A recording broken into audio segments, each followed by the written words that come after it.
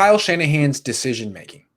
There's two ways you could look at the Niners' misfortune: bad luck or decision making problems.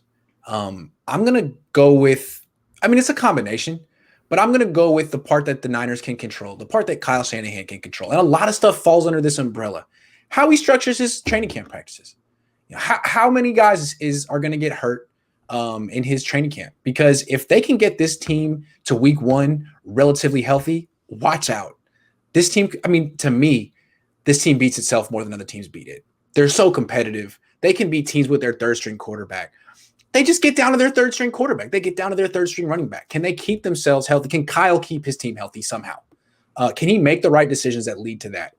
Because if he loses week 1 to Detroit, God help him and the whole team. I don't even want to go there. So his decision-making in terms of that, and then his decision-making in terms of the quarterback spot. How are you going to structure the quarterback competition? When are you going to insert Trey Lance? Got to get that right. You can't split the locker room here. You got to be delicate. This is a lot of important decisions Kyle Shanahan has to make.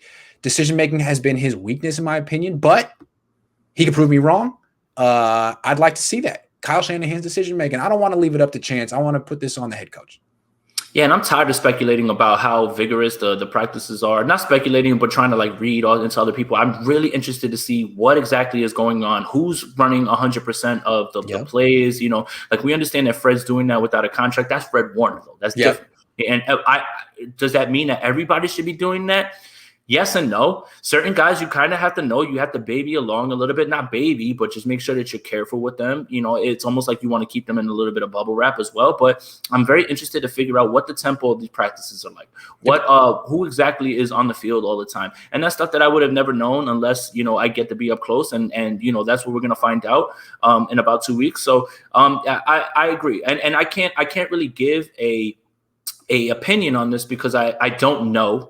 For sure. I've never been there. I've never seen any of those practices. You can speculate and say, hey, he pushes them too hard, but I can't say that because I've never seen it. So I think that's going to be very interesting that's a good 1 to 10. That's really good. That's one that I never really thought of. I really want to see what the practices look like. I want to see what the tempo looks like. I want to see how hard he's pushing guys.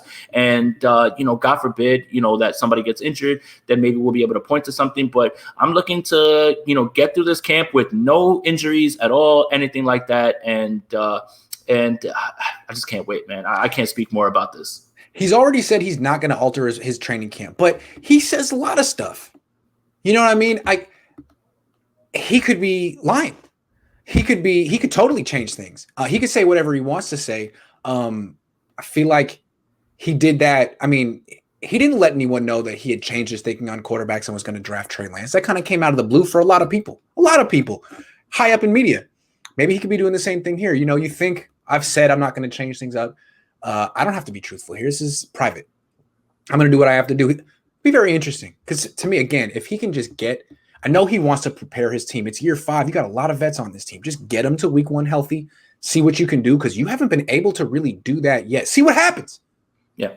See what happens. I think that's the goal. Is just get everybody healthy. Get them to the Greek. Get them to week 1 and just get everybody. That's it. That should be the goal. And also to prepare guys. But again, I just talked about Jalen Hurd, right? You don't want to be running Jalen Hurd 100% of the time. Show us what you're going to be using him, and you show him and get him prepared. Show us how you're going to utilize him, and then we'll see. But having him out there 100% of the time and running him a lot more than maybe he should just be working off on the side. That's the stuff that I'm going to be looking for and stuff that I'm going to try to keep my eyes on. That was a good show. Yeah. I would like that show. See, we always get something, man. Absolutely. And we're not grasping. Yeah, me too, man. I can't wait, man. And something that I've always dreamed of doing, and it's very close. And today, I think it really hit me today when I booked the flight to actually go out there. I was like, wow, this is actually going to happen. And, I can't wait to be a part of media, and I can't wait to be able to give my 2 cents on everything that I saw, man. And I can't wait to meet everybody. Besides you, there's a lot of people that I want to be able to say, hey, hello, introduce myself. And it's exciting times, man. Really exciting. Make sure you subscribe to Jason on YouTube, follow him on Twitter, because pretty soon I'm not going to be the only post-practice show in town. Jason's pretty Well, good too. He's going to be there, and we're going to I'm be able to certain. collaborate too. I was about to say, I'm certain that we'll do our Sure. shows where we get to bounce, ideas off of each other because of what we saw, and that's what I'm looking forward to as well. But Also, they usually have practices where they invite fans. fans, And I will let you guys know they didn't do it last year. They're probably going to do it this year. they are. You guys are probably going to want to go. I'll let you know what the dates are and what the protocol is to get a ticket, because I don't think it's hard to get. No, a ticket. I think from everything that I had heard, I believe that it was open to exclusively season ticket holders. But from everything that I'm trying to look at, I think that there's a little bit more that's open on certain days. You just have to be, what is it? I believe 20 feet away from phase 1 or tier 1 team. No problem.